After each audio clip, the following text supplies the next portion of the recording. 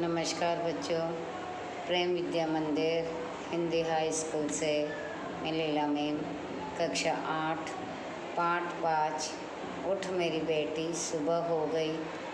इनके कवि है सर्वेश्वर दयाल सक्सेना के बारे में बताया और पार्ट 1 में अपनी आधी कविता का मैंने अर्थ बता चुकी हूँ। अब आगे बताती हूँ। तूने जो नचाई थी फिरकी, चाँद देख अब गिरा, उठ मेरी बेटी सुबह हो गई। तूने थपकियाँ देकर जिन गुड्डे गुड्डियों को सुला दिया था, टीले मुँह रंगे आँख मलते बैठे हैं। गुड्डे की झड़कारी टोपी उल्टी नीचे पड़ी है छोटी तलैया में। कवि ने टीलों को, गुड्डे गुड्डियों तथा छोटी तलैयों को गुड्डे की झड़कारी टोपी कहा है।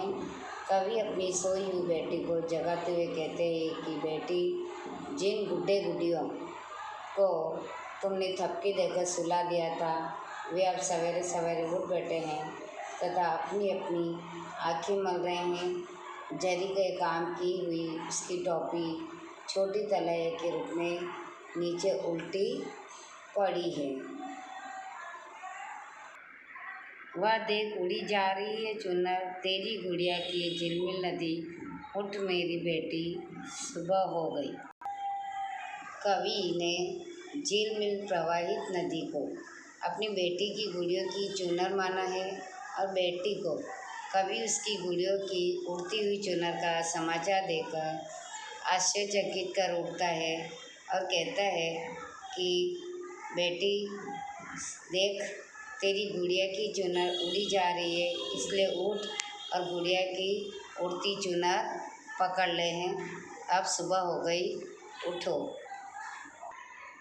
तेरे साथ थक कर सोई थी जो तेरी सहेली हवा, जाने किस जन्नत से नहा कर आई है, गीला हाथों से छू रही तेरी तस्वीरों की किताब, देख तो कितना रंग फैल गया है। कवि कहते हैं कि रात में जो तुम्हारे सहेली हवा तुम्हारे साथ सो गई थी, अब वह पता नहीं किस झरने से नहा कर आई है तथा अपने गीले हाथों से तुम्हारी तस्वीरों वाली किताबों को छू रही है। बेटी उठ तथा देख कितना रंग फैल गया है तथा बहुत सा रंग फैल गया है। उठ देख, बंदर बिस्कुट का तेरा डब्बा लिए छत की मुंडेर पर बैठा है, धूप आ गई है, उठ मेरी बेटी सुबह हो गई।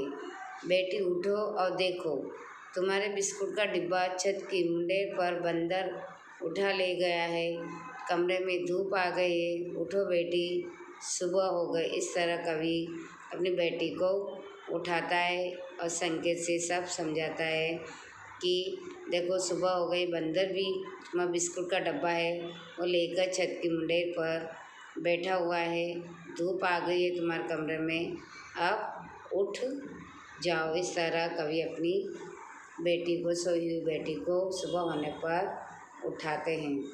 काव्य यहीं ख़त्म होता है। नोटबुक में ये शब्दार्थ और टिप्पणी यानी शब्दों के अर्थ अपनी नोटबुक में लिखना है और अभ्यास के ये प्रश्न भी, फिर स्वाध्याय के प्रश्न ये अपनी नोटबुक में करना है। ठीक है, और पाठ यहीं पे ख़त्म होता है। नेक्स्ट हम कल पढ़ेंगे।